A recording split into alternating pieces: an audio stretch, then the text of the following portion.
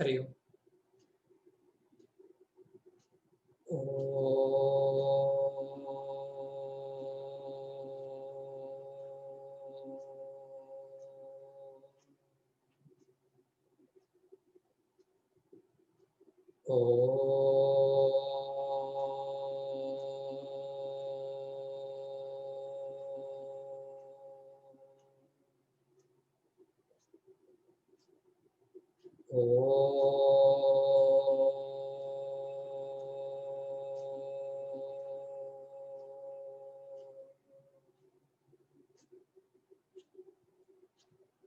ओम सहनाववतु सहनौ भुनक्तु सह वीर्यं करवावहै तेजस्विनावधीतमस्तु मा विद्विषावहै। ओम शांति शांति शांति। ओम श्रुतिस्मृतिपुराणानाम् आलयं करुणालयं नमामि भगवत्पाद शंकरं लोकशंकरं शंकरं शंकराचार्यं केशवं बादरायणं सूत्रभाष्यकृतौ वन्दे भगवन्तौ पुनः पुनः। समस्तजनकल्याणे निरतं करुणामयं नमामि चिन्मयं देवं सद्गुरुं ब्रह्मविद्वरं सद्गुरुं ब्रह्मविद्वरम्। ओम अखंडमंडलाकारं व्याप्तं येन चराचरं तत्पदं दर्शितं येन तस्मै श्री गुरवे नमः। अज्ञानतिमिरान्धस्य ज्ञानाञ्जनशलाकया चक्षुरुन्मीलितं येन तस्मै श्री गुरवे नमः। गुरुर्ब्रह्मा गुरुर्विष्णुः गुरुर्देवो महेश्वरः गुरुरेव परं ब्रह्म तस्मै श्री गुरवे नमः। स्थावरं जंगमं व्याप्तं यत्किञ्चित् सचराचरं तत्पदं दर्शितं येन तस्मै श्री गुरवे नमः। चिन्मयं व्यापि यत्सर्वं त्रैलोक्यं सचराचरं तत्पदं दर्शितं येन तस्मै श्री गुरवे नमः। सर्वश्रुतिशिरोरत्न विराजितपदाम्बुजः वेदान्ताम्बुजसूर्यो यः तस्मै श्री गुरवे नमः। चैतन्य शाश्वत शान्तः व्योमातीतो निरञ्जनः बिन्दुनादकलातीतः तस्मै श्री गुरवे नमः।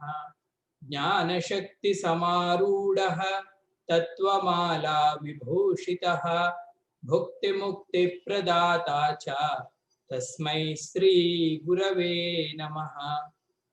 अनेकजन्म संप्राप्त कर्मबन्धविदाहिने आत्मज्ञानप्रदानेन तस्मै श्री गुरवे नमः। शोषणं भवसिन्धोश्च ज्ञापनं सारसम्पदः गुरोः पादोदकं सम्यक् तस्मै श्री गुरवे नमः। न गुरोरधिकं तत्त्वं न गुरोरधिकं तपः तत्त्वज्ञानात् परं नास्ति तस्मै श्री गुरवे नमः। मन्नाथ श्री जगन्नाथः मद्गुरुः श्री जगद्गुरुः मदात्मा सर्वभूतात्मा तस्मै श्री गुरवे नमः। गुरुरादिरनादिश्च गुरुः परमदैवतं गुरोः परतरं नास्ति तस्मै श्री गुरवे नमः। त्वमेव माता च पिता त्वमेव बन्धुश्च सखा त्वमेव विद्या द्रविणं त्वमेव सर्वं मम देव देवा त्वमेव सर्वं गुरुदेव देवा। ब्रह्मानन्दं परमसुखदं केवलं ज्ञानमूर्तिं द्वन्द्वातीतं गगनसदृशं तत्त्वमस्यादिलक्ष्यम् एकं नित्यं विमलमचलं सर्वधी साक्षिभूतं भावातीतं त्रिगुणरहितं सद्गुरुं तं नमामि। सद्गुरुं तं नमामि। श्री सद्गुरुनाथ महाराज की जय। ఈరోజు ఒక హిమ్ చాంట్ చేద్దాం. ప్రతి సత్సంగ్ క్లాస్లో ఏదో ఒక కొత్త చాంటింగ్. ఈరోజు ఏం చాంట్ చేద్దాం స్వామీజీ అంటే తోటకాష్టకం చాంటింగ్ చేద్దాం. మీ దగ్గర స్తోత్రమాల పుస్తకం ఉంటే అందులో ఉంటుంది. తోటకాష్టకం తోటకాచార్యులు రచించారు. ఆయన గురువు గారి పైన శంకర భగవత్పాదులు. विदिताखिल शास्त्र सुधा जलधे महितोपनिषत् कथितार्धनिधे हृदये कलये विमलं चरणं भवशङ्कर देशिक मे शरणम् भवशङ्कर देशिक मे शरणम् करुणावरुणालय पालय मां भवसागर दुःखविदोन हृदम् रचयाखिल दर्शन तत्त्वविदम् भवशङ्कर देशिक मे शरणम् भवशङ्कर देशिक मे शरणम् भवता जनता सुहिता भविता निजबोध विचारण चारुमते कलयेश्वर जीव विवेक विदं भवशङ्कर देशिक मे शरणम् भवशङ्कर देशिक मे शरणम् भव एव भवानिति मे नितराम् समजायत चेतसि कौतिकिता मम वारय मोहमहाजलधिं भवशङ्कर देशिक मे शरणम् भवशङ्कर देशिक मे शरणम् सुकृते धिकृते बहुधा भविता भविता समदर्शनलालसता अतिदीनमिमं परिपालय मां भवशङ्कर देशिक मे शरणम् भवशङ्कर देशिक मे शरणम् जगतीमवितुं कलिताकृतयो विचरन्ति महामहसच्छलतः अहिमां सुरिवात्र विभासि गुरो भवशङ्कर देशिक मे शरणम् भवशङ्कर देशिक मे शरणम् गुरुपुङ्गव पुङ्गव केतनते समतामयतां नहि कोऽपि सुधीः शरणागतवत्सल तत्त्वनिधे भवशङ्कर देशिक मे शरणम् భవశంకర దేశిక మే శరణం. విదితానమయా విశదైక కళా న చ కించన కాంచనమస్తి గురో. ధృతమేవ విధేహి కృపాం సహజాం భవశంకర దేశిక మే శరణం. భవశంకర దేశిక మే శరణం. ఓం. మనీషా పంచకం. ఈరోజు మనం మనీషా పంచకంలో 3వ శ్లోకం పైన సత్సంగం చేసుకుందాం. 1 చూసేసాం, 2 చూసాం, ఇవాళ 3వ సత్సంగం. మొదటి 2 శ్లోకాల్లో ఏం చర్చ జరిగింది స్వామీజీ అంటే మనం చెప్పుకున్నాం 5 శ్లోకాలలో 4 మహావాక్యాల యొక్క సారాంశం, 5వ దాంట్లో జీవన్ముక్తుడి యొక్క ఆనందాన్ని స్వామి వివరిస్తారు అని. మొదటి శ్లోకంలో ప్రజ్ఞానం బ్రహ్మ అనే మహావాక్యం గురించి మనం చెప్పారు స్వామి. ఋగ్వేద అంతర్గతమైన ఐతరేయ ఉపనిషత్తులో ఈ ప్రజ్ఞానం బ్రహ్మ అనే మహావాక్యం ఉంటుంది. ఈ వాక్యానికి విశేషత ఏంటి స్వామిజీ అంటే దీనిని లక్షణ వాక్యము అంటారు. స్టేట్మెంట్ ఆఫ్ క్యారెక్టరిస్టిక్స్ అంటే బ్రహ్మ యొక్క లక్షణం ఏంటి అనే చెప్పే వాక్యం ఇది. ఏంటయ్యా బ్రహ్మ యొక్క లక్షణం? ప్రజ్ఞానం. ప్రజ్ఞానం అంటే చైతన్యం. ఇప్పుడు మనం అందరమే చేతన వస్తువులు. ఈ చేతనానికి శుద్ధ రూపం పేరే బ్రహ్మ. ప్రజ్ఞానం బ్రహ్మ. 2వ శ్లోకంలో అహం బ్రహ్మాస్మి అనే వాక్యం గురించి చెప్పారు స్వామి.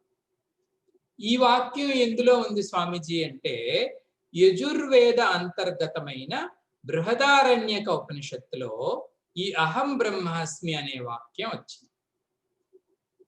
ఈ వాక్యాన్ని ఏమంటారు స్వామీజీ అంటే దీన్ని అనుభవ వాక్యము అంటారు. స్టేట్మెంట్ ఆఫ్ ఎక్స్పీరియన్స్ అంటే ఒక సాధకుడు తన యొక్క అనుభవాన్ని చెప్పే వాక్యం.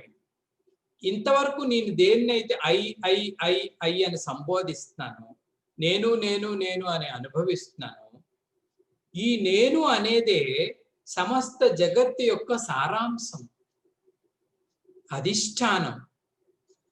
దీనిపైన మిగతాదంతా నామరూపాలతో ప్రసరించింది అంతే. సత్య వస్తువు నేను అని తెలుసుకో అహం బ్రహ్మాస్మి అని కృతకృత్యుడయ్యాడు ఆయన. కృతకృత్యుడంటే ఇంకేముందండి, దానికన్నా పరాకాష్ట మరో సాకాష్ట సాపర అంటది ఉపనిషత్తు. ఆ జ్ఞానం వచ్చింది అండి అంటే ఇంకా అంతే, ఫుల్ఫిల్మెంట్, కంప్లీట్ పూర్ణత్వం. ఇది 2వ మహావాక్యం చెప్పింది. ఈరోజు భగవత్పాదులు 3వ శ్లోకంలో తత్వమసి అనే మహావాక్యాన్ని చర్చిస్తారు. స్వామి ఈ తత్వమసి మహావాక్యం ఎక్కడుందండి అంటే తత్వమసి సామవేద అంతర్గతమైన ఛాందోగ్యోపనిషత్తులో 6వ అధ్యాయంలో ఉంటుంది. సామవేద అంతర్గతమైన ఛాందోగ్యోపనిషత్తులో 6వ అధ్యాయంలో తత్వమసి అన్న మహావాక్యం ఉంటుంది. అయితే మనం ఒక విషయం గురించి తెలుసుకోవాలి. మిగతా అన్ని మహావాక్యాల కన్నా తత్వమసి మహావాక్యమే వేదాంతానికి సారాంశము అంటారు.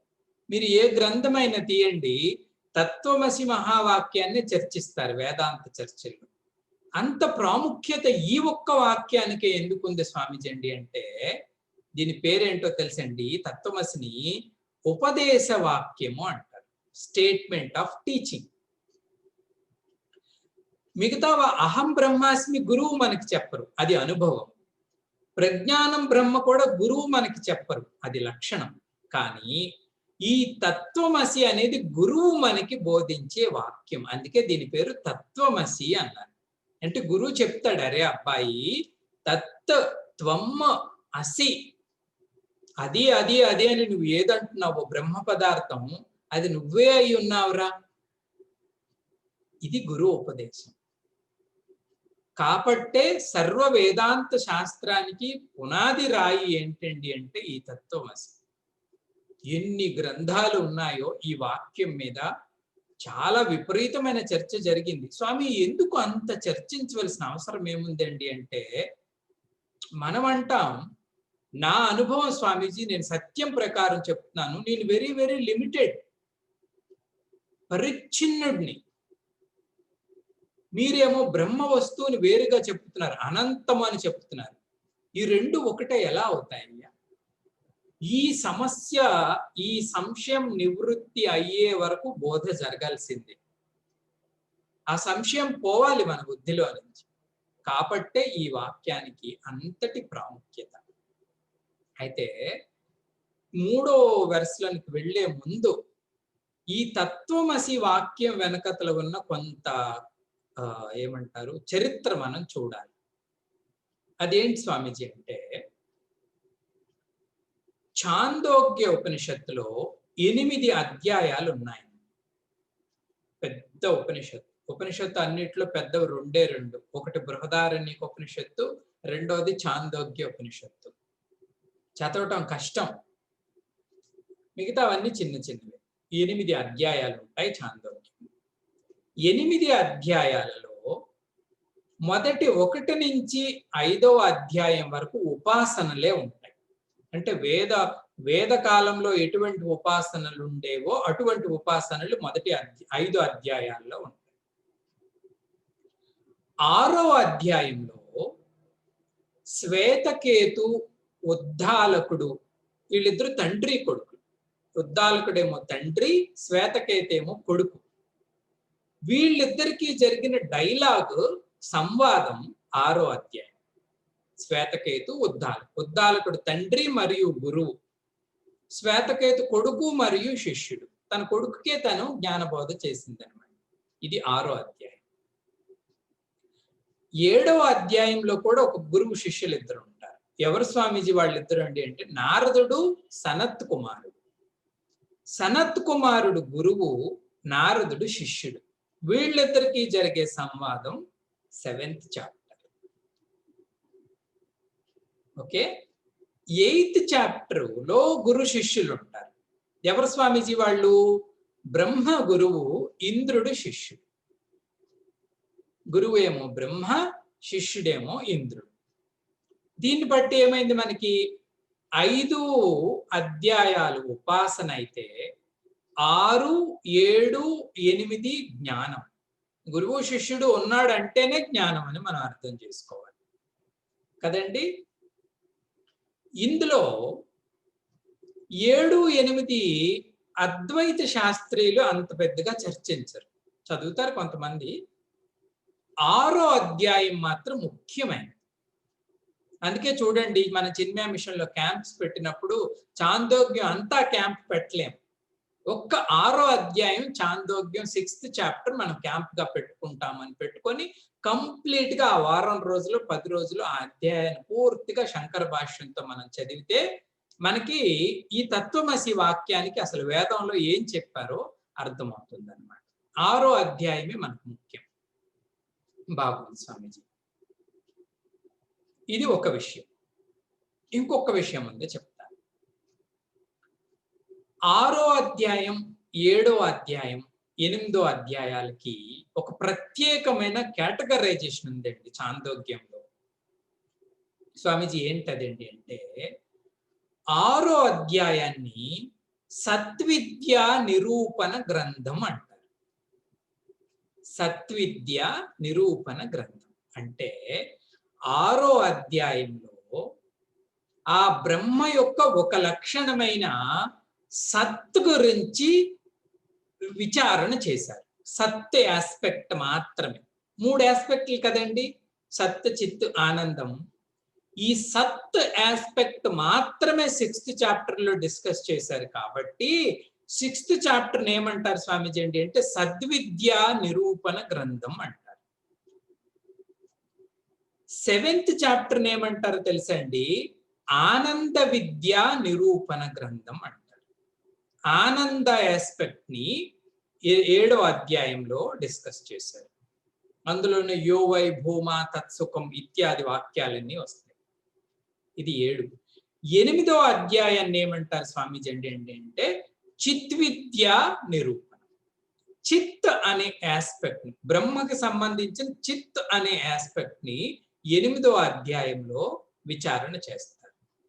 ఒకటి సద్విద్యా నిరూపణ, ఒకటి ఆనంద విద్యా నిరూపణ, మూడవదేమో చిద్విద్యా నిరూపణ. ఈ రకంగా ఈ 3 అధ్యాయాలలో బ్రహ్మ యొక్క లక్షణాలన్నింటినీ కూడా వేదం విచారణ చేసింది. వేదమే విచారణ చేసి మనకి అందించింది అన్నమాట. ఈ తత్వమసి అన్న వాక్యం 6వ అధ్యాయంలో ఉంది. ప్రధానమైన వేదాంత సారమైన ఈ తత్వమసి మాత్రం 6లోనే చర్చిస్తారు. స్వామి చర్చిస్తారు. బాగుంది. ఎవరెవరికి మధ్య జరిగింది స్వామీజీ ఈ చర్చ అంటే, ఇందాక చెప్పుకున్నట్లుగా ఉద్దాలకుడికి శ్వేతకేతుకి వీళ్ళిద్దరికి మధ్య ఈ సంవాదం జరిగింది. బ్రహ్మ విద్యా ప్రసరణ అంటారు. అంత సులభం కాదు. విద్యార్థికేమో ఉత్కృష్టమైన లక్షణాలు ఉండాలి. గురువు ఆ స్థితిలో ఉండాలి. అటువంటి సమయంలో మాత్రమే ఈ బ్రహ్మ విద్యా ప్రసరణ జరుగుతుంది. వీళ్ళిద్దరి దగ్గర అది జరిగింది సంవాదం, ఉద్దాలకుడు శ్వేతకేతు. అయితే శిష్యుడి గురించి కొంచెం చెప్పుకోవాలి. మొదట శిష్యుడు ఎప్పుడు కూడా కొంచెం వంకరగానే ఉంటాడు. ఎందుకంటే వాడు శిష్యుడు కదా, జర్నీ స్టార్ట్ చేస్తున్నాడు. ఈ శ్వేతకేతునంట విపరీతమైన గారాబం చేసేవారు ఇంట్లో. మనం ఎలా అయితే పిల్లలకి గారాబం చేస్తున్నామో అలాగే. 12 ఏళ్ళు స్కూల్కే పంపించలేదంట వాళ్ళ అమ్మగారు. 12 ఏళ్ళు వచ్చే వరకు శ్వేతకేతు స్కూల్ అంటే తెలియదు. మరేం చేసేవాడు స్వామి అంటే, ఇదంతా ఉంది. ఏం చేసేవాడు స్వామి అంటే, ఆయనకి ఇష్టమైనది ఏంటండి అంటే తింటాం అంట. ఎప్పుడు కిచెన్ లోనే ఉండేవాడట శ్వేతకేతు. ఎప్పుడు ఇష్టం వచ్చినవన్నీ తింటూ ఉండేవాడు శ్వేతకేతు. 12 ఏళ్ళు వచ్చిన తర్వాత వాళ్ళ నాయన ఉద్దాలకుడు బాధపడి, అయ్యో వీడు ఇలా అయిపోతాడేంటి, ఎందుకు పనికిరాడు అని 12 ఏళ్ళు వచ్చిన వయసు వచ్చిన తర్వాత ఈయన్ని పాఠశాల గురుకులానికి పంపిస్తాడు శ్వేతకేతు. శ్వేతకేతు గురుకులంలో కొన్ని సంవత్సరాల పాటు గురు శుశ్రూష చేసి విద్యా సముపార్జన ఏదో చేసి ఏమంటారు దాన్ని, పట్టా పుచ్చుకొని ఇంటికి వచ్చేస్తాడు. ఇంటికి కొడుకు వచ్చాడు, తండ్రి ఇంటి దగ్గరే ఉంటాడు.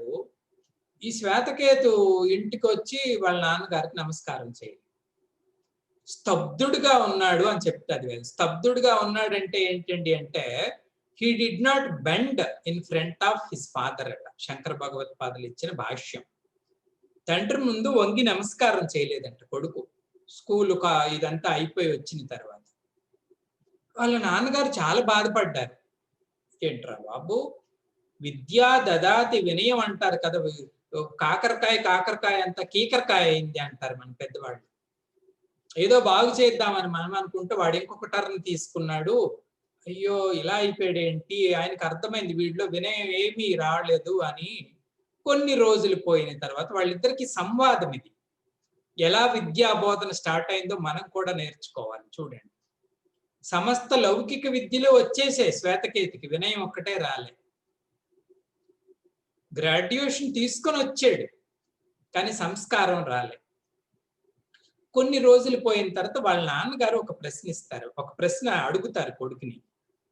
అరే అబ్బాయి, నిన్ను ఒకటి అడుగుతానరా అంటాడు. ఏంటి నాన్నగారు అంటే, ఏ జ్ఞానాన్ని తెలుసుకుంటే ఇంకా ఏ జ్ఞానాన్ని తెలుసుకోవాల్సిన అవసరం లేదో అటువంటి నాలెడ్జ్ ఏమైనా నీకు చెప్పారా గురుకులంలో అని అడుగుతారు తండ్రి. నో అంటాడు. ఏం చెప్పలేదే. పోనీ దేన్ని వింటే ఇంకొక దాన్ని వినవలసిన అవసరం లేదు అటువంటిది ఏమైనా చెప్పారా అంటాడు. Unheard becomes heard, unlisten becomes listen. దేనిని వింటే ఇంకొక దాన్ని వినవలసిన అవసరం ఉండదు అటువంటి విద్య ఏమైనా చెప్పారా అంటే అదేం లేదు అంటాడు. ఆఖరిగా అడుగుతాడు, దేన్ని తెలుసుకుంటే ఇంకొక దాన్ని తెలుసుకోవాల్సిన అవసరం లేదు. అటువంటి విద్య ఏమైనా చెప్పారా అని అడుగుతారు ఉద్దాలకుడు శ్వేతకేతుకి. అంటే నో అనడు, ఎస్ అనడు కొడుకు. అప్పుడు క్వెషన్‌లో పడతాడు. ఏం క్వెషన్ తెలుసండి? అలాంటిది ఏమైనా ఉంటదా అనుకుంటున్నాడు మనసులో. దేన్ని తెలుసుకుంటే ఇంకొక దాన్ని తెలుసుకోవాల్సిన అవసరం లేదా? దేనిని వింటే ఇంకొక దాన్ని వినవలసిన అవసరం లేదా? అని కొన్నాళ్ళు దాని పేరే జిజ్ఞాస. బ్రహ్మ జిజ్ఞాస ఎలా పుడుతుంది అంటే ఈ విద్యార్థికి ఇలా పుట్టింది. అని కొన్నాళ్ళు తర్జన భర్జన అయ్యి అప్పుడు నాన్నగారి దగ్గరికి సమీపిస్తాడు. దేనితో సమీపించాడండి? ఆయనకి హంబుల్‌నెస్ వచ్చింది. నాకు అన్నీ తెలుసు, ప్రాపంచికమైన విద్యలు అన్నీ తెలుసు.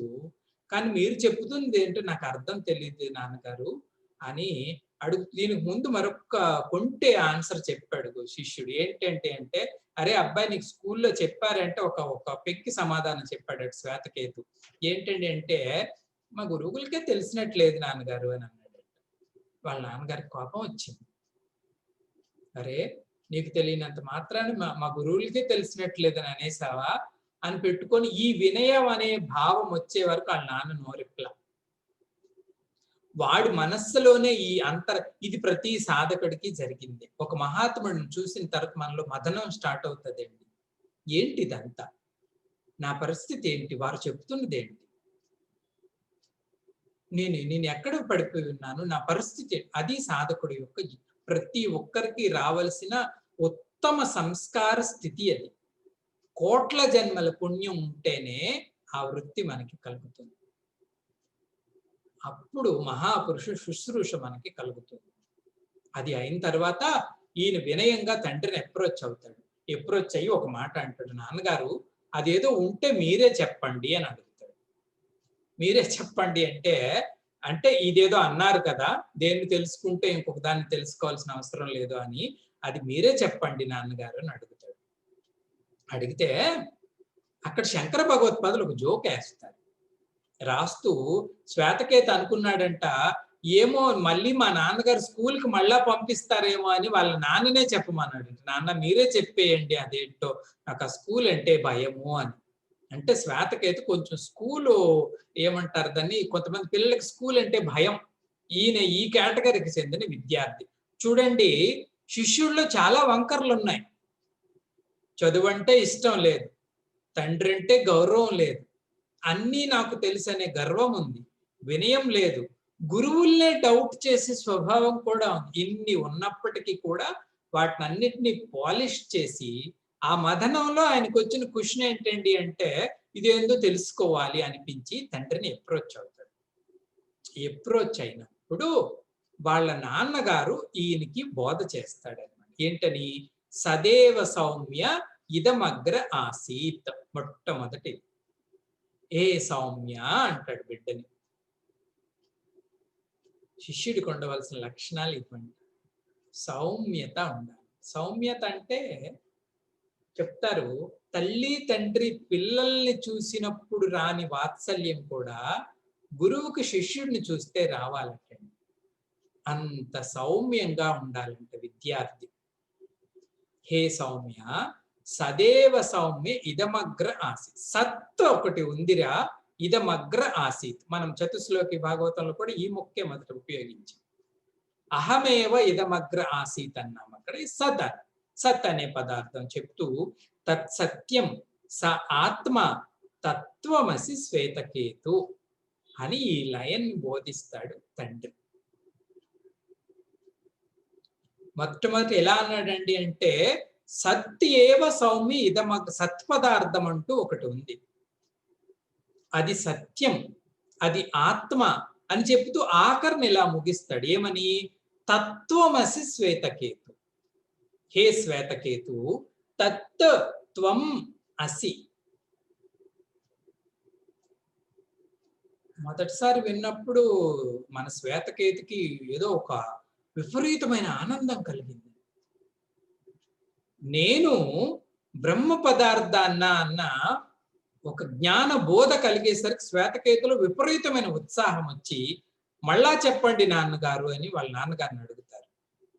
ఈ రకంగా వాళ్ళ నాన్నగారు 9 మార్లు ఈ తత్వమసి వాక్యాన్ని కొడుకుకు బోధిస్తారు. కానీ వేదంలో రూల్ ఒకటి ఉందటండి. ఏంటి స్వామీజీ ఆ రూల్ ఏంటి అంటే, మహావాక్యాన్ని లేదా జ్ఞానవాక్యాన్ని ఒక్కసారే బోధించాలట. అది మనకి అర్థమైపోవాలంట. నువ్వు బ్రహ్మర ఆ పరిస్థితి వరకు వాడిని పాలిష్ చేయాలి, ప్యూరిఫై చేయాలి. బాగా ప్యూరిఫై అయిన అంతఃకరణలో ఒక్క మాటే త్వం బ్రహ్మ అనేసరికి అక్కడ క్లిక్ అయిపోవాలి వాడిని. సర్వబంధాలు వదిలిపోవాలి, అజ్ఞానం పోవాలి. కానీ కొడుకు అనుకుంటాను 9 మార్లు తత్వమసి శ్వేతకేతు అని ఈ వాక్యాన్ని చెప్పడం జరిగింది. ఇక్కడ ఉపదేశం చేశారు కాబట్టి గురువు ఈ వాక్యాన్ని ఉపదేశ వాక్యము అంటారు. ముందు ముందు కూడా మనం మిగతా గ్రంథాలు చదివినప్పుడు ఈ తత్వమసి వాక్యం పైనే ప్రధానమైన విచారణ చెయ్యాలి. తత్పదార్థ లక్షణాలు ఏంటి, త్వం పదార్థ లక్షణాలు ఏంటి, ఈ రెండు ఒకటి ఎలా అవుతాయి? ఇదే వేదాంత విచారణ. అది అర్థమయ్యింది అంటే జీవన్ముక్తుడు, అర్థం కాలేదు అంటే ఇంకా విద్యార్థి. కాబట్టి ఇది అర్థమయ్యే వరకు కూడా ఈ అన్వేషణ జరగాలి. కాబట్టి దీన్ని ఉపదేశ వాక్యము అన్నారు. ఈ వాక్యానికి సంబంధించే 3వ శ్లోకంలో భగవత్పాదులు మనకి మనీషా పంచకంలో జ్ఞానబోధ చేస్తారు. 1, 2 కూడా చదివేద్దాం, 3వది రిపీటెడ్ గా చదువుదాం. శ్లోక నెంబర్ 1, 2 టుగెదర్ కలిపి చదివేద్దాం. జాగ్రత్ స్వప్న సుషుప్తి సుస్ఫుటతరా యా సంవిదుజృంభతే యా బ్రహ్మాది పిపీలికాంతతనుషు ప్రోతా జగత్ సాక్షిణీ సైవాహం న చ దృశ్యవస్త్వితి దృఢా ప్రజ్ఞాపి యస్యాస్తి చేత్ చండాలోస్తు సతు ద్విజోస్తు గురుః ఇత్యేషా మనీషా మమ బ్రహ్మైవాహమిదం జగచ్చ సకలం చిన్మాత్ర విస్తారితం సర్వం చైతదవిద్యయా త్రిగుణయా అశేషం మయా కల్పితం ఇత్థం యస్య దృఢా మతిః సుఖతరే నిత్యే పరే నిర్మలే చండాలోస్తు సతు ద్విజోస్తు గురుః ఇత్యేషా మనీషా మమ. ఈ రోజులో 3rd వన్ ఇది రిపీట్ చేయండి. సశ్వన్నస్వరమేవ విశ్వమఖిలం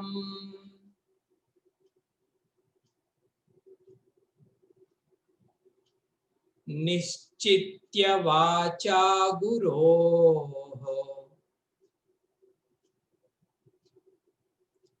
నిత్యం బ్రహ్మ నిరంతరం విమృశత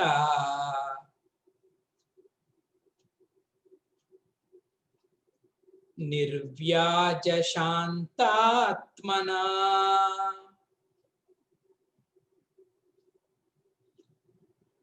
భూతం భావి చ దుష్కృతం ప్రదహత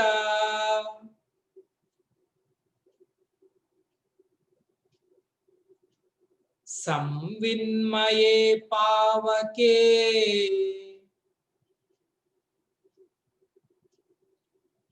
ప్రారబ్ధాయ సమర్పితం స్వవపుః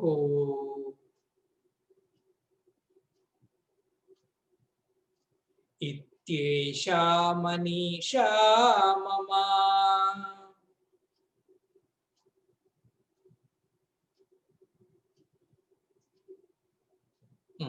టుగెదర్ ఇప్పుడు కలిపి చదువుదామండి. సశ్వన్నశ్వరమేవ విశ్వమఖిలం నిశ్చిత్య వాచా గురోః నిత్యం బ్రహ్మ నిరంతరం విమృశత నిర్వ్యాజ శాంతాత్మనా భూతం భావి చ దుష్కృతం ప్రదహత సంవిన్మయే పావకే ప్రారబ్ధాయ సమర్పితం స్వవపుః ఇత్యేషా మనీషా మమ.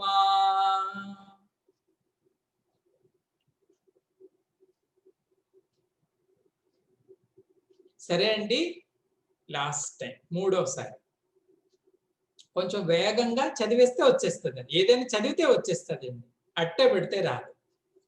సశ్వన్నశ్వరమేవ విశ్వమఖిలం నిశ్చిత్య వాచా గురోః నిత్యం బ్రహ్మ నిరంతరం విమృశత నిర్వ్యాజ శాంతాత్మనా భూతం భావి చ దుష్కృతం ప్రదహత సంవిన్మయే పావకే ప్రారబ్ధాయ సమర్పితం స్వవపుః ఇత్యేషా మనీషా మమ.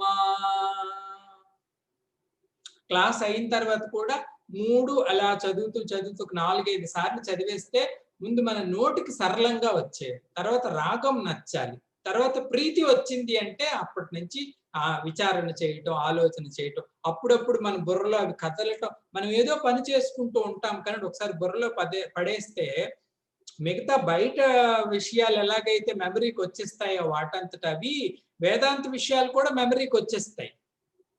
ఏదో స్వామి అన్నారు సశ్వం నశ్వరం విశ్వం అఖిలం అని అలా వచ్చి ఓహో విశ్వం అంటే ఇదా, అఖిలం అంటే ఇదా, మనకు తెలియకుండా అన్కాన్షియస్ గా బ్రహ్మ విచారణ చేసేస్తూ ఉంటాం. చదువులో ఉన్న గొప్పతనం. కాబట్టి దీన్ని ఎలా వస్తుంది స్వామీజీ అంటే పుస్తకం పట్టు అలా చదువుతూ, పద్యం నేరుస్తూ, అలా పాట నేరుస్తూ అలా ఉంటూ ఉంటే బుర్రలో అలా అన్కాన్షియస్ స్టేట్ ఆఫ్ మైండ్ కూడా వెళ్ళిపోతాయి. కొంతమందికి నిద్రలో శ్లోకాలు వచ్చేస్తుంటాయి. కాబట్టి సాధనమున పనులు సమకూరు ధరలోన అంటారు. సరే, భగవత్పాదులు ఈ వెర్స్లో ఏం చెప్తున్నారో చూద్దాం. స్వామి ఏం చెప్తున్నారండి అంటే సశ్వన్ నశ్వరమేవ విశ్వం అఖిలం. మొదటి వాక్యం భగవంతుడు చెప్తున్నాడు ఏంటయ్యా అంటే విశ్వం అఖిలం. అఖిలం అంటే సర్వము, విశ్వం ఏదైతే సమస్త సృష్టి అని మనం అనుకుంటా ఉన్నామో ఈ విశ్వం అఖిలం కూడా అంట. ఏంటయ్యా ఈ విశ్వం అఖిలము? సశ్వన్ నశ్వరం ఏవా. శశ్వన్నశ్వరం అంటే శాశ్వతంగా నాశనం అవుతున్న వస్తువు. శంకర భగవత్పాదులు ఇచ్చిన నిర్వచనం. అఖిల విశ్వము ఏంటయ్యా అని ప్రశ్నిస్తే దానికి సమాధానం ఏంటి చెప్పారండి గురువు గారు? శాశ్వతంగా నాశనం అవుతున్న వస్తువు అయ్యా ఇది అని. సశ్వన్నశ్వరమేవ విశ్వం అఖిలం.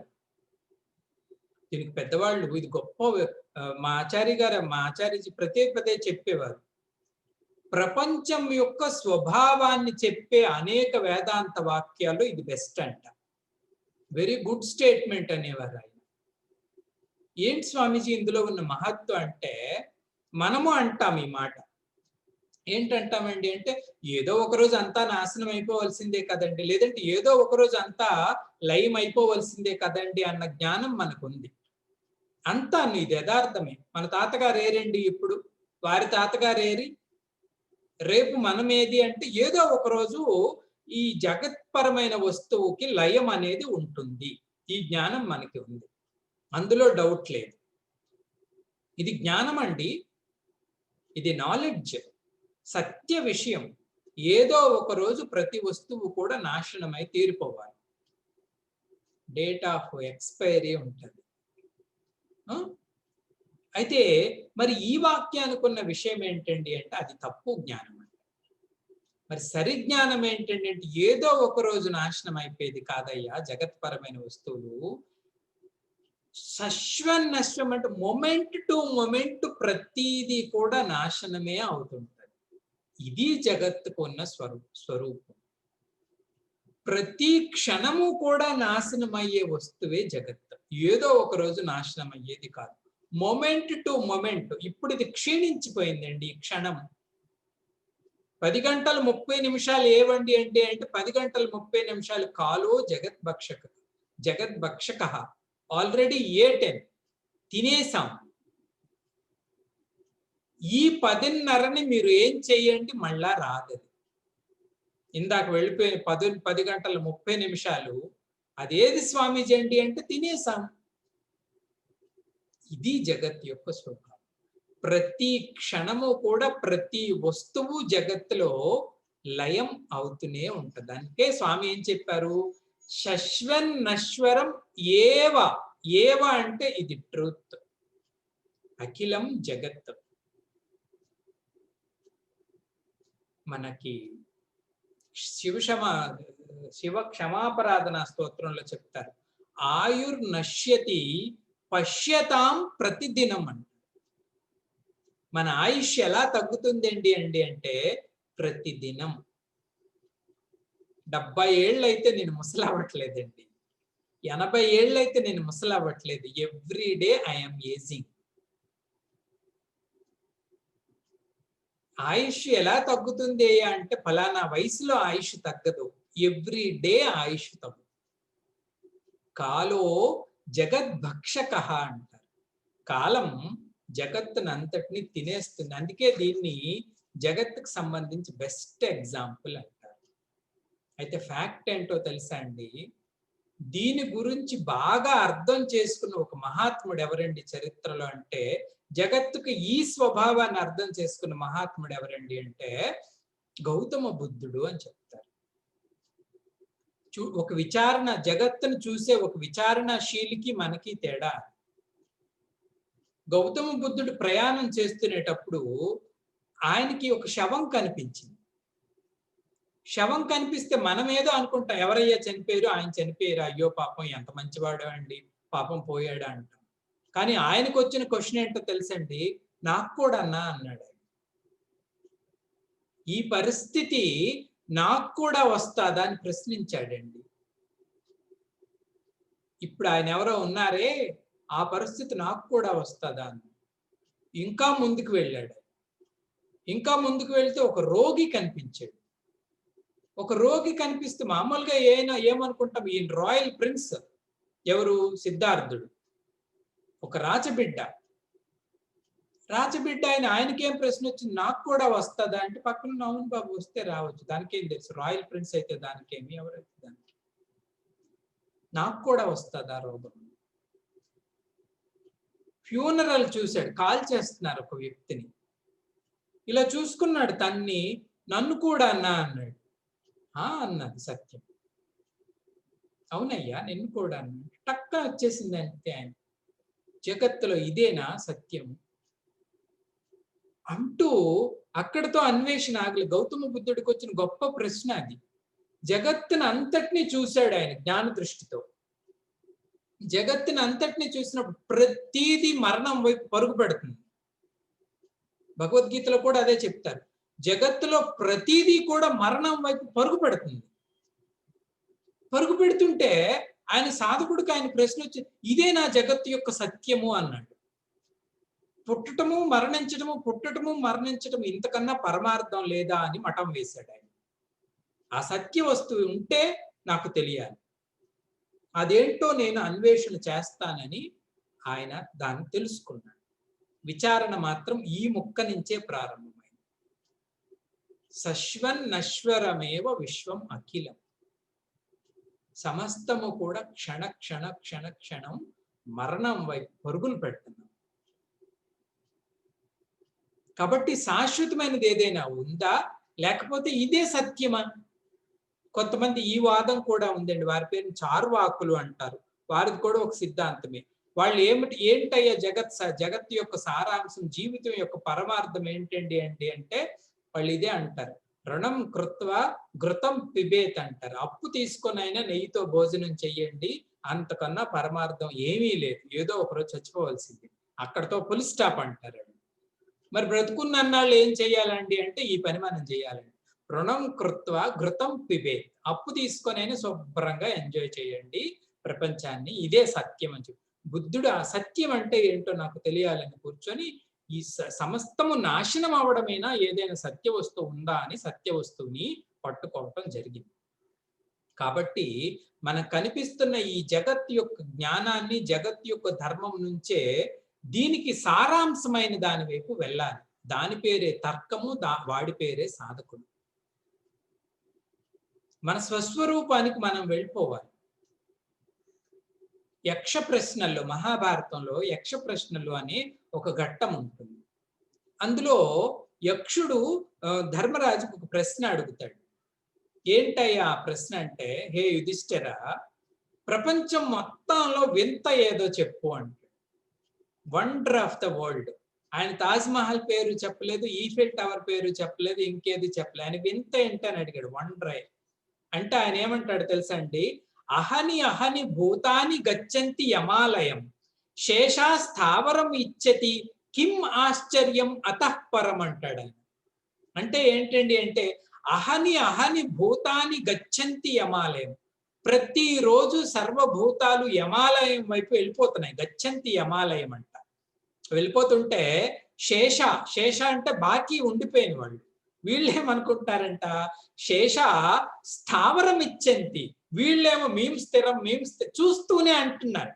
నీ కళ్ళతో చూస్తున్నావు, అందరూ పారిపోతున్నారు యమాలయం, నువ్వేమిటయ్యా అంటే నేను మాత్రం పర్మనెంట్. శేషా స్థావరం ఇచ్చంతి కిం ఆశ్చర్యం అతఃపరం, ఇంతకన్నా ఆశ్చర్యమైంది ఏముంటది ఏ గంధర్వ అని చెప్తారు యుధిష్ఠుడు. సృష్టిలో వింత ఏదండి అంటే ఈ వృత్తేనంట. ఏ వృత్తి? నేను శాశ్వతము అనే వృత్తి మనందరికీ ఉంటది. అయితే పరమ పారమార్థికం శాశ్వతమే, కానీ దాన్ని శాశ్వతం అనుకోం మనం. మిగతావి శాశ్వతం అనుకో. శరీర మనోవృద్ధి ఇవన్నీ కూడా మన కళ్ళతో కనిపిస్తున్నాయి, నిరంతరం మారుతున్నాయి, మారి లయమైపోతున్నాయి. అయినప్పటికీ కూడా వాటిపైన ఇది శాశ్వత వస్తువు, నాకు సుఖం ఇస్తుంది అనే భ్రమలో ఉంటాం. తద్వారా మనకి వైరాగ్యం పుట్టడం. వైరాగ్య ఉదయానికి ప్రధానమైన వృత్తి ఏంటి స్వామీజీ అండి అంటే, ఈ భౌతికమైన వస్తువుల యొక్క అస్థిరతని మనం గమనిస్తే వాటి నుంచి మన మనస్సు ఆ క్లిప్ వదిలేస్తుంది. ఆ క్లిప్పు ఉన్నన్నాళ్ళు పీడిస్తుందండి హృదయాన్ని. చిన్న కుక్క పిల్ల మనల్ని హింస పెట్టేస్తుంది అంతరంగాన్ని. దానికి అంత పవర్ ఎలాగొచ్చింది స్వామీజీ అంటే, మనమే గట్టిగా క్లిప్ పెట్టేస్తాం. సంఘం ఆ క్లిప్ వదిలింది అంటే మనల్ని ఎవ్వరు ఏమి చేయలేరు. మన అంతరంగానికి మనం చక్రవర్తి. వీటి పేరే బంధాలు. ఈ క్లిప్పులు పెట్టేస్తాం, అన్నింటికి గట్టిగా పెట్టేసి స్క్రూలు పెట్టి బిగించిస్తాం. అవి కదిలితే మన మొత్తం సిస్టమ్ కదిలిపోతుంది. రోగాలు పాలైపోయిన వాళ్ళు ఉన్నారు, ప్రాణాలు వదిలేసిన వాళ్ళు ఉన్నారు, జబ్బులు పాలైపోయిన వాళ్ళు ఉన్నారు. కేవలం ఈ క్లిప్పుల మహిమే. ఎందుకు స్వామీజీ పెట్టకూడదండి అంటే, పెట్టకూడదు పెట్టడం విషయం కాదు, యథార్థం ఏంటి చర్చించాలి. యథార్థం ఏంటి స్వామీజీ అండి అంటే, ప్రతిదీ కూడా మనకి వేరు మొదటిది. రెండు, వాటి స్వభావం ఏంటి, ప్రతిదీ కూడా కొంతకాలమే మనతో సంఘాన్ని కలిగి ఉంటాయి. టెంపరీ, అన్ని అశాశ్వతమైన వస్తువులు, అన్ని కాలంలో కలిసిపోయింది.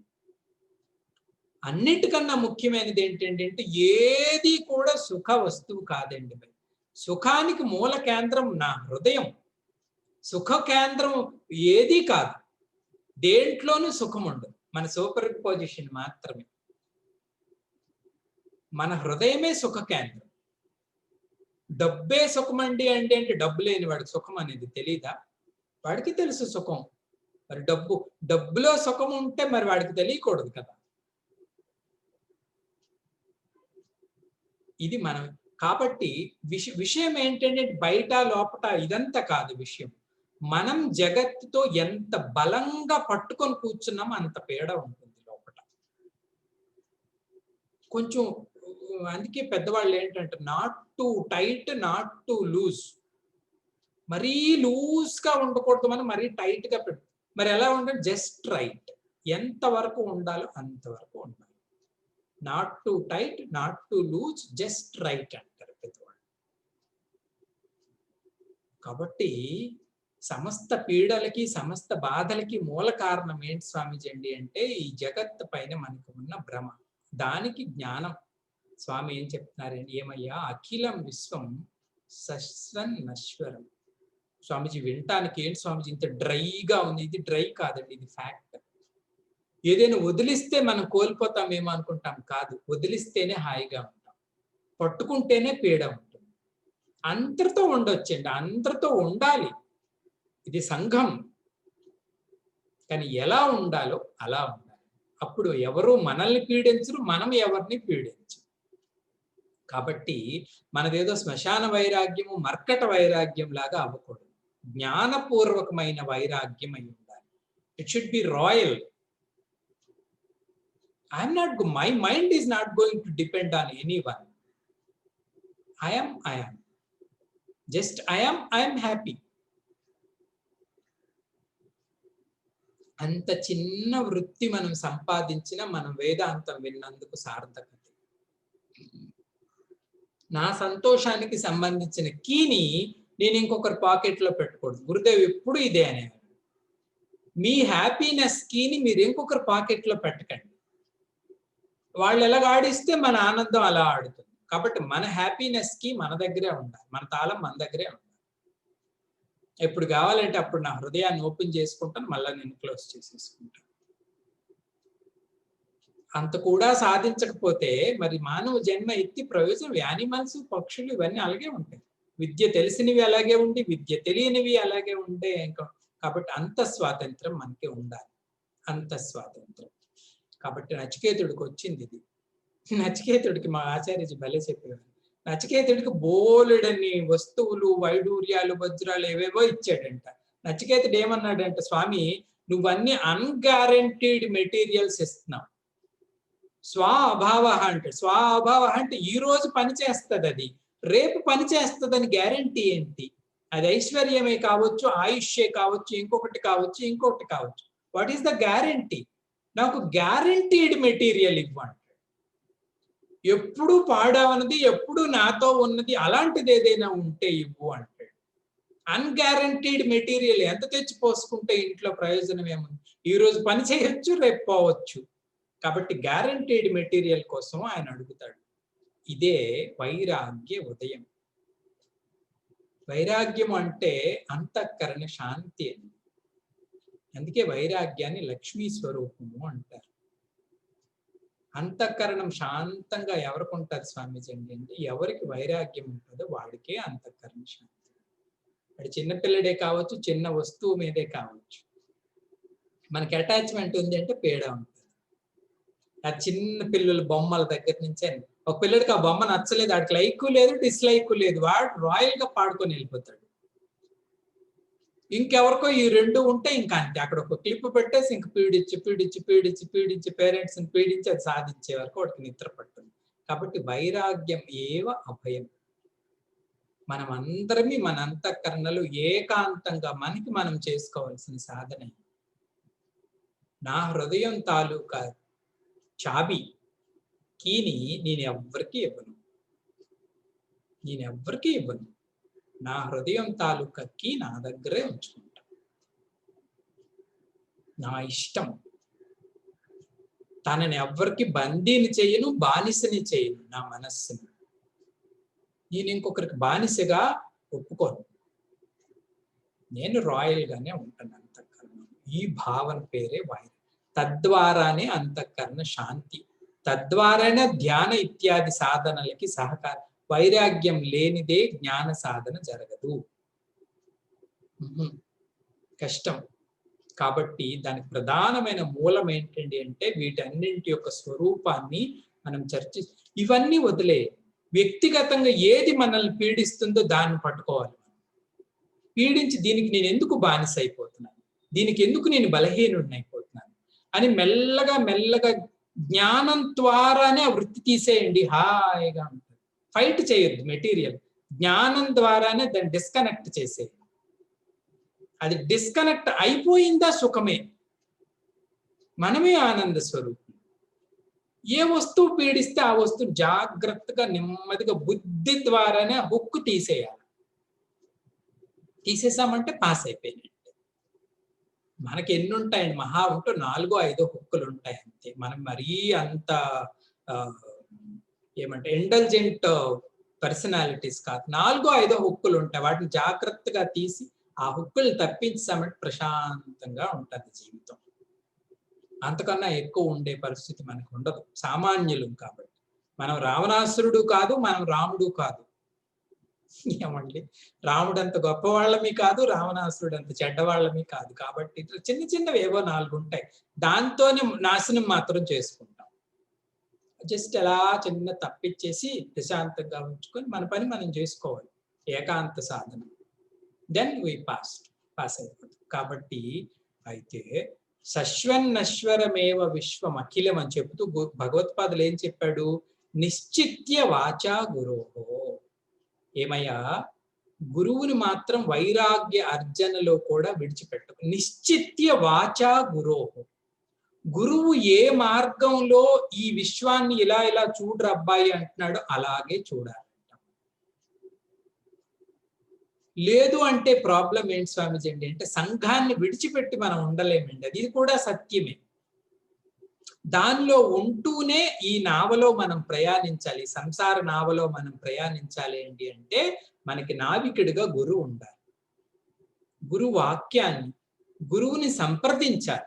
ఇలా ఉందే ఏమైంది, లేదంటే గురువు గారు చెప్పిన బోధన వింటూ, ఆయన ప్రత్యక్షంగా మనకు లేరు అంటే ఆయన బోధ కానీ, ఆయన రచించిన పుస్తకాలు కానీ, గురు శుశ్రూష ద్వారానే ఈ ప్రపంచాన్ని ఎనలైజ్ చేస్తూ ఈ సంసారం అనే నావలో మనం ముందుకి ప్రయాణం చేయాలి. నావికుడు అంటే ఆయన కాదు, ఆయన గైడెన్స్ మనకి ఎప్పుడూ ఉండాలి. అందుకే పెద్దవాళ్ళు చెప్తారండి, గురు సంప్రాప్తి జీవితంలో జరిగిందండి అంటే మనం ఆల్రెడీ అచీవ్ అయిపోయినట్టే లెక్క. ఇంకా గుండె మీద చేసుకొని పడుకోవచ్చు. He is there. Someday I will get what to be get. నేను పొందుతాను ఏదో ఒక రోజు, ఏది పొందాల్సి ఉందో దాన్ని. గురు మహిమ అలాంటిది చెప్తారు. కాబట్టి నిశ్చిత్య వాచా గురోహో విశ్వం సశ్వన్నశ్వరమేవ విశ్వం అఖిలం నిశ్చిత్య వాచా గురువాక్యం ద్వారా నిశ్చిత్యం చేయాలి. అయితే ఇందాక చెప్పినట్టుగా అంతా నాశనం నాశనం నాశనం, అంతా క్షణము లయమైపోతుంది, క్షణము లయమైపోతుంది కదా స్వామిజీ. మరి లయం కానిది శాశ్వతమైనది ఏదైనా ఉందా? చూడండి, ఇదంతా సాధకుడి యొక్క ప్రయాణం. అంతా అశాశ్వతం అని తెలుసుకున్నాడు, గురువుని అప్రోచ్ చేయి. నిశ్చిత్య వాచా గురువు. గురువుని అప్రోచ్ చేయి. తనకు వచ్చిన ప్రశ్న ఏంటండి అంటే, గురు మహారాజ్, సర్వము లయకరము, సర్వము నాశనకరము అయిపోతుంటే ఇంతేనా ప్రపంచం యొక్క సత్యం? ఇంతేనా నా జీవితం యొక్క సత్యం? ఒకరోజు పుట్టాను, పెరిగాను, ఏవేవో పరిస్థితులు మారాయి, వాటితో పాటుగా నేను మారిపోయాను, పడిపోయింది శరీరం, ఇంకా నాకు ఫుల్ స్టాప్ అయినా? శాశ్వతమైన వస్తువు ఏమైనా ఉందా అంటే దానికి అన్వేషణ పరంగా గురువు చెప్పిన వాక్యం ఏంటండి అంటే నిత్యం బ్రహ్మ శశ్వన్నశ్వరమేవ విశ్వమఖిలం నిశ్చిత్య వాచా గురోహో నిత్యం బ్రహ్మ. అయ్యా, పైలైనంతా ఏం చెప్పింది ఏంటి అంటే అనిత్య వస్తువు ఏది, అనిత్య వస్తువు ఏది, అనిత్య వస్తువు ఏది అని చెప్పింది. కేవలం అనిత్యము అనిత్యము అనిత్యం అని చూస్తూ ఉంటే మనం డిప్రెస్ అయిపోతాం, మనల్ని మనం బలహీనం చేసేసుకుంటాం. కాదు, నిత్య వస్తువు కూడా దాన్ని విడిచిపెట్టి దీని వైపు తిరిగితేనే పూర్తి సాధన. సాధన ఎప్పుడు కూడా దాంట్లో సగభాగం విడిచిపెట్టవలసింది ఉంటుంది, సగభాగం ఆచరించవలసినది ఉంటుంది. విడిచిపెట్టవలసింది ఏంటి స్వామిజీ? అశాశ్వతమైన దానిని విడిచిపెట్టాలి. ఎట్ ద సేమ్ టైం నిత్యం బ్రహ్మ అని ఒకటి ఉందయ్యా, దానిని చూడాలి. మా ఆచార్యజీ చెప్పేవారు, మన పర్సనాలిటీ ఇప్పుడు మనం యథార్థంగా ఏదైతే చూసుకున్నామో ఇది కాంబినేషన్ ఆఫ్ 2 అంట. ఏంటి స్వామీజీ కాంబినేషన్ ఆఫ్ 2 అంటే, ఒకటి నిత్యము మారే బాడీ మైండ్ ఇంటలెక్ట్, దానికి అది ఎప్పుడు మనలో సగం, అది నిత్యము మారిపోతాయి శరీర మనోబుద్ధులు సగం. 2 నిరంతరము మారినటువంటి చైతన్య వస్తువు ఒకటి. ఈ రెండు కలిస్తేనే సాధకుడుగా మనం ఉన్నాం. కాబట్టి ఈ బిఎంఐ వైపు నుంచి అటెన్షన్ తీసేసి దాని వెనకతలున్నటువంటి ఆ ఓంకార స్వరూపమైన బ్రహ్మం వైపు మనం మరల్చడాన్నే సాధన. అందుకే నిత్యం బ్రహ్మ ఏం చేయాలో చెప్తున్నాడు గురువు. నిరంతరం విమృశత నిర్వ్యాజ శాంతాత్మన. విమృశత అంటే మెడిటేట్. హే శిష్య, సర్వము నాశనమైపోతుంది, క్షణక్షణం నాశనమైపోతుంది అని తెలుసుకున్న విశ్వానికి సంబంధించి. మరి ఈ నాశనం అయిపోతున్న దానికి అధిష్టానం ఏమైనా ఉందా గురు అంటే ఉంది. దాని పేరు నిత్య బ్రహ్మ. ఈ నిత్య బ్రహ్మకి తెలిసింది, అనిత్య జగత్తు తెలిసింది. మరి ఇప్పుడు నేను చేయవలసింది ఏంటయ్యా అంటే విమృశత. You become a meditator. విమృశత అంటే మెడిటేటర్ యాక్చువల్ ట్రాన్స్లేషన్. విమృశ అంటే మెడిటేషన్. విమృశత అంటే who is doing meditation. You should become meditator. Okay, meditator అయిపోతే దానికి కావలసినవి ఏంటంటే ఉండాలయ్యా, నిర్వ్యాజ శాంతాత్మన. నువ్వు మెడిటేటర్ అవ్వాలి అంటే ఆత్మన. ఆత్మన అంటే నీ అంతఃకరణ ఎలా ఉండాలంట, శాంత ఆత్మ. ఇక్కడ ఒక గొప్ప విషయం నేను చెప్తున్నాను, జాగ్రత్తగా వినండి. స్పిరిచువల్ సాధన ఎప్పుడూ కూడా శాంత స్వభావంతోనే చేయండి. తొందరపడి నిర్ణయాలు తీసుకోవద్దు. తొందరపడి ఎక్కువ సాధన చేసేయాలని భ్రమపడద్దు. నాకు ఏ రిజల్ట్ రావటం లేదు, మెడిటేషన్లో శాంతి రావటం లేదు, లేకపోతే నేను చేయలేకపోతున్నాను స్వామీజీ జపం, నేను చేయలేకపోతున్నాను. ఓకే, నెమ్మదిగానే నడు. శాంతి అనేది ఆధ్యాత్మిక సాధన ముందుకు జరగాలి అంటే ప్రధానమైన కవచం. తొందరపడ్డామా ఇన్స్ట్రుమెంట్స్ డ్యామేజ్ అయిపోతాయి. మన మనోబుద్ధులు అంటున్నామే, అవి అత్యంత సెన్సిటివ్ మెటీరియల్. వాటితో హ్యాండిల్ చేస్తునేటప్పుడు సహనంతోని శాంతితోనూ హ్యాండిల్ చేయాలి తప్పించి ఉద్రేకంతోనూ ఆవేశంతోనూ చేశామో పెద్ద పెద్ద యోగులే పిచ్చెక్కిపోయారండి. ఓవర్ డోస్ సాధన ఓవర్ డోస్ అయితే ఏమవుతుంది స్వామీజీ అంటే బుర్రకు పిచ్చెక్కుతుంది. ఓవర్ డోస్ అవ్వకూడదు, లెథర్జీ అవ్వకూడదు. లెథర్జీ అంటే కంప్లీట్ గా డల్ అయిపోకూడదు. మరి ఎలా ఉండాలి స్వామీజీ? శాంత స్వభావంగానే. ఏం పర్వాలేదు. ఎందుకు స్వామీజీ ఏం పర్వాలేదు? బ్రహ్మ ఎక్కడికి వెళ్ళిపోతాడు? మన స్వరూపమే. ఈ మైండ్ ని బుద్ధిని కొంచెం డిసిప్లిన్ చేయడంలో అవి అల్లరి చేస్తాయి. వాటి స్వభావం అది. వాటిని టేమ్ చెయ్యాలి తప్పించి గట్టిగా చర్య తీసుకున్నామంటే రివోల్ట్ అయిపోతుంది, విప్లవాన్ని ప్రకటిస్తాయి మన పైనే, మన మనోబుద్ధులే. కాబట్టి నెమ్మదిగా టేమ్ చేస్తూ వాటిని క్రమశిక్షణలోనికి పెట్టాలి. అందుకే శాంత ఆత్మన. దానికి మహాత్ములు ఏం చెప్తారంటే ఉపరతిని కల్పించాలట మనస్సుకి. ఉపరతి అంటే ఏంటి స్వామీజీ అంటే నాలో నేను కూర్చొనే ప్రాక్టీస్ ని చేస్తూ ఉండాలి ఎక్కువసేపు. ఎప్పుడైనా ఖాళీ ఉన్నామండి అంటే అప్పుడు మనకి మనం ఒక కమాండ్ ఇచ్చుకోవడమే, బయటివి ఇంకేమీ ఆలోచించను, ఎటువంటి ఆందోళనకి కానీ ఇష్టాయిష్టాలకు కానీ కురికాను. ఉపరతి అంటే ఏంటంటే కంప్లీట్ గా మన వైపు మనం విత్డ్రా చేసేసుకోవాలి, నాలో ఇంకెవరూ ఉండకూడదు. ఈ ఉపరతిని మనం ప్రాక్టీస్ చేస్తూ ఉంటే అంతఃకరణకి శాంతి రావడం మొదలు పెడుతుంది. ఎంతసేపు అయితే చాలా టైం ఖాళీగా ఉంటాం, కూర్చున్నప్పుడు నేను ఒక్కడినే అంతే. దాని పేరు ఉపరతి అంటారు. సో ఇటువంటి శాంత ఆత్మన చేయాలి. ఇంకా ఎలాంటి మైండ్ ఉండాలంటే స్వామీజీ మెడిటేషన్ కి నిర్వ్యాజము అన్నారు భగవత్పాద. నిర్వ్యాజము అంటే ట్రాన్స్లేషన్ ఏంటో తెలుసండి?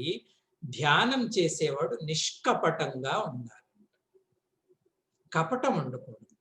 కపటం అంటే ఏంటి స్వామీజీ అంటే కొన్ని ఎన్యూమరేట్ చేస్తారు. అవి ఏంటండి అంటే ధ్యానం చెయ్యాలనుకునే వ్యక్తికి లైక్స్ డిస్లైక్స్ ఉండకూడదటండి. కపటం అంటే ఇదే. కొన్నిటి వైపు మనం ఫేవర్, కొన్నిటి వైపు నాన్ ఫేవర్. ఇష్టాలు ఉండకూడదు. ఒకటి, ఎప్పుడు కూడా ఉదారంగానే ఒకటి. రెండు, ధ్యానం చేసేవాడికి షోయింగ్ ఆఫ్ ఉండకూడదంట. షోయింగ్ ఆఫ్ అంటే ఏంటి? కొంచెం ప్రోగ్రెస్ అయితే మనకి కూడా అనిపించవచ్చు, నేను ధ్యానం చేస్తున్నాను, లేకపోతే నేను ఏదైనా ఉపాసన చేస్తాను, 10 మందికి చెప్పాలి, లేదంటే మన మనసులో కూడా రావచ్చు కాక, ఆయమే సాధక, ఆయమే మెడిటేట్, షోయింగ్ ఆఫ్. ఇవన్నీ తర్వాత. అంతఃకరణలో గురు సమీక్షంలో మనకి ప్రిటెన్షన్ ఉండకూడదు. ఓపెన్ గా ఎంత చెడు రకమైన మనస్సు అయినా గురువు దగ్గర ఓపెన్ చేయడంలో తప్పు లేదు. పెద్దవాళ్ళు, గురుదేవులు, గురువుజీ, ఇటువంటి వాళ్ళు ఏది ఉంటే అది వాళ్ళకి యాజ్ ఇట్ ఈస్ గా ఉండడమే తప్పించి మనం ఏదో హైడ్ చేయకూడదు. దీని పేరు నిర్వ్యాజము అంటారు. చూడండి భగవత్పాదులు ఎంత సున్నితంగా జ్ఞానబోధ చేస్తున్నారు. అయ్యా విమృశత, నువ్వు మెడిటేటర్వి అవ్వు అన్నాడు. నువ్వు మెడిటేటర్వి అవ్వు అంటూ ఏమేమి నీ దగ్గర ఉండాలంటే అంట, శాంతాత్మన, నిర్వ్యాజ. ఇంటితో ఈ మెడిటేషన్ ఎప్పుడు చేయాలి స్వామీజీ? నిరంతరం. నిరంతరం అంటే ఎప్పుడు కూడా నువ్వు మెడిటేటర్ గానే ఉండు. హౌ ఇట్ ఈస్ పాసిబుల్ స్వామీజీ? నిరంతరము మెడిటేషన్ ఎవరు చేయగలరండి అంటే జ్ఞాని చేయగలరు. మరి ఎవ్వరికీ సాధ్యం కాదు. అంటే ఏంటండి అంటే, ఇక్కడ మెడిటేషన్ అంటే కేవలం ఆసన ప్రాణాయామాలను బంధించి చేసేది, అది కూడా ప్రక్రియే. కానీ అది కాకపోయినప్పుడు ఏ పని చేస్తున్నా బ్రహ్మచింతన చేసుకోండి. చక్కగా ఒక శ్లోకం పాడుకోవటం, అది అలా నెమరు వేసుకోవటం, దాన్ని రిఫ్లెక్ట్ చేసుకోవటం, బ్రహ్మను చింతించడం. మా స్వరూపం, నా స్వరూపం దివ్యమైనది. ఏ శ్లోకమైనా కావచ్చు. అందుకే మనం కొన్ని ఈ ధ్యానపరమైన శ్లోకాలను కంఠస్థ చేసుకోవాలి సాధన కోసం. అజం నిర్వికల్పం నిరాకారమేకం చిదానంద రూపం శివోహం శివోహం. అజం నిర్వికల్పం నిరాకారం ఏకం చిదానంద రూపం శివోహం శివోహం. కాబట్టి నిరంతరం విమృశత నిర్వ్యాజ శాంతాత్మన. ఈ విధంగా చేశావు అంటే ఆ నిత్య బ్రహ్మ స్వరూపాన్ని నువ్వు రియలైజ్ అవ్వగలవు. స్వామి, మేము రియలైజ్ అవుతాం నిత్య బ్రహ్మ స్వరూపాన్ని. అయితే మరి ఈ బహిర్ముఖమైన ప్రపంచం యొక్క సంగతి ఏంటి స్వామీజీ? ప్రపంచం అంటే నా కర్మ యొక్క పొజిషన్ ఏంటి అంటే ఏంటి? ఈ జీవుడు ఇప్పుడు జ్ఞానాన్ని పొందాడు గురువు యొక్క కటాక్షం వలన. ఆ జ్ఞాన వస్తువు పైన ధ్యానం చేశాడు, ఆ ధ్యాన ప్రాప్తి కలిగింది. కానీ సిద్ధాంతంలో కొన్ని చెప్తారు, జీవుడు ఉదయించాడంటే వాడికి కొంత సంచిత కర్మ, ప్రారంధ కర్మ, ఆగామి కర్మ అని ఉంటాయి కదా స్వామీజీ. ఇవన్నీ ఏమైపోతాయి స్వామీజీ అంటే ఆయన ఏం చెప్తున్నాడు? భూతం భావిచ దుష్కృతం ప్రదహిత సంవిన్మయే పావకే. ఈ సంవిన్మయమైన పావకము అంటే అగ్ని, సంవిన్మయము అంటే జ్ఞాన అగ్ని. జ్ఞాన అగ్ని అంటే నా స్వరూపం గురించి నాకు తెలిపే ఆ జ్ఞానము అనే జ్వాలలో మన వాసనలన్నీ పోతాయి. భూతం భావిచ, సంచితంగా ఉండే వాసనలు అంటే అంతరంతరాలలో ఉన్నటువంటి వాసనలు. ఈ జ్ఞానం వల్ల భవిష్యత్తులో కూడా ఎటువంటి ఆగామి వాసనలు కూడా లభించవు. కాబట్టి ఈ జ్ఞాన అగ్ని వలన సమస్త వాసన దహనం అయిపోతుంది. వాసన దహనమే కర్మ దహనం. కర్మ యొక్క సూక్ష్మ రూపమే వాసన. మరి శరీరం సంగతి ఏంటి స్వామీజీ అంటే ప్రారబ్ధాయ సమర్పితం స్వవపుః. స్వవపుః, ఇప్పుడు ఏదైతే శరీరాన్ని ధరించి ఉన్నావో దానిని ప్రారబ్ధం టేక్ కేర్, అది చూసుకుంటుంది. చెప్పేవారు ఆయనకి, ఆ మహాత్ముడికి ఆ టైంలో పంచభక్షి పరమాన్నాలు రావాల్సి ఉంటే ఆయన ఏ కుగ్రామంలో ఉన్న జగన్మాత పట్టుకొని వచ్చి ఫీడ్ చేసి వెళ్ళిపోతుంది. కాబట్టి ఈ శరీరము ప్రారబ్ధ రూపంగా వచ్చింది కాబట్టి దానికి ఏమేమి జరగాలో అన్ని మర్యాదలు జరుగుతాయి. అది ఎప్పుడు పడిపోవాలో అప్పుడు పడిపోతుంది. ఆల్రెడీ నీకు జ్ఞానం వచ్చేసింది నీ స్వరూపం గురించి. ఇంకా ఈ శరీరానికి సంబంధించవలసిన బాధ పీడ మనకి అవసరం లేదు.